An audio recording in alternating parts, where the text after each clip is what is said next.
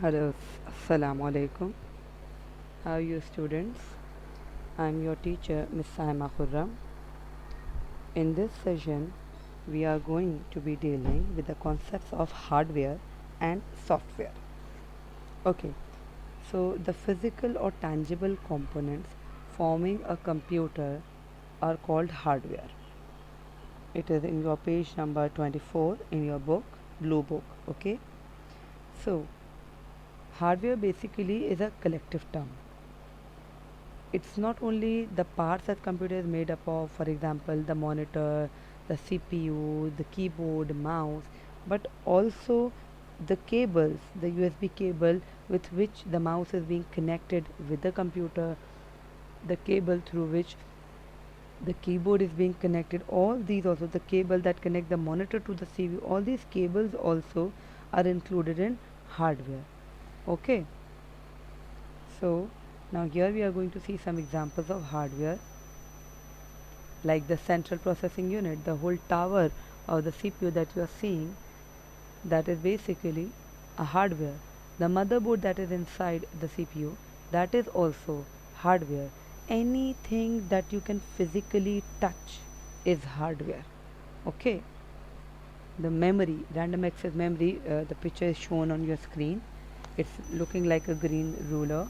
That is again a hardware because I can touch it. Read only memory, ROM, this is the black chip over here, that is also hardware because you can touch it. Now keyboard, now those, the hardware that I discussed earlier, these random access memory, read only memory, and this motherboard, they are basically situated inside the computer. Okay, now we are going to be seeing the hardware that is outside the computer, which is easily visible to you, because the ROM and RAM, you cannot see them unless you open up the CPU apart and then see inside what's it made up of. So the keyboard that we have, this is basically used for entering or inputting text inside, that is also a hardware. A mouse through which we are enter to we are able to register our clicks, that is also a hardware. A scanner through which we can input any picture that we want to put inside computer, that is again a hardware because we can touch it. Hardware basically comprises of the internal components of computer, the input devices, and also the output devices. Right now what you are seeing on your screen are the input devices.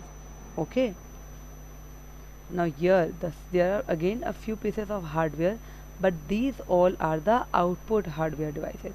Monitor, this is used to display the output or the result, that is again we can touch it, that's a hardware. Printer, it gives us the output in the form of a hard copy, that is again a hardware. Speaker, that gives us the sound outside, that is also a hardware.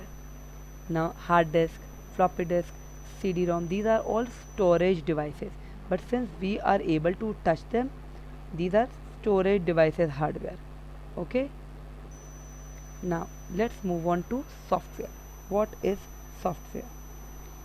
Software refers to the programs that instruct the computer what to do. Software makes the computer useful. Okay, now software is basically that part of the computer, the instruction, the coded instruction that are written, which you cannot touch. The program that is inside, like you are working on Zoom, so unless the computer is on, you can see the Zoom on your screen, but when the computer is off, you cannot take that Zoom application out in your hand and show it to others, right? So that is software. Also, hardware alone cannot do anything. Same goes for software. Software alone also cannot do anything. Like say if you have bought a new computer, all the parts are there. There's the CPU, there's a monitor, there's a keyboard, all the cards are inside it. The motherboard is equipped with all the ROMs and RAMs. Everything is there. But you have not installed anything into it. You have not installed the operating system into it, which is Windows. Do you think the computer is going to work? Even you have supplied it with the power, you plugged it into the socket. No, it is not going to work. It is irrespective that the hardware is complete, but because the software was not installed, we were not able to switch on the computer.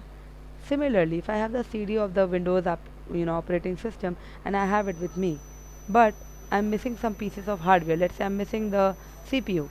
Where am I going to put the CD in? So the software alone cannot work, the hardware alone cannot work. So we need both of them together to make our computer useful. Now here are some examples of software. This is an application software like web browsing software, for example Internet Explorer. So we rarely use it, but we mostly use Chrome. Everyone is aware of it, we all use it. Like word processing software, for example MS Word. Spreadsheet software, example MS Excel. Database software like MS Access. Presentation software like PowerPoint. So we are aware these all are software. Zoom, on which you take your online lessons, that is a software. YouTube, from which from where you see your downloaded videos, and your recorded lectures, that is again a software.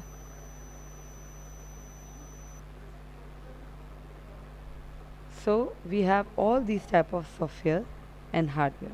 Now if we are going to differentiate between or contrast them, so physical components are called hardware. They include input devices, output devices, storage devices, and internal components, everything, whichever we can touch. And software refers to the program that instruct the computer what to do, like the Chrome we have, like the operating system Windows we have, MS Word we have.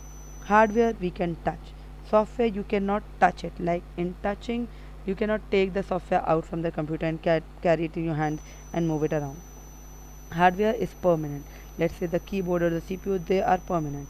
Software is temporary. Let's say if I uninstall a software, that can easily be gone.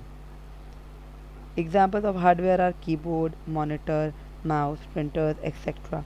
And software, so I've already given numerous: Zoom, Chrome, Windows, MS Word, MS PowerPoint, and so many. So I hope you are now clearly understood the concept of software and hardware. In the next class, inshallah, we will be doing the some question answer regarding it.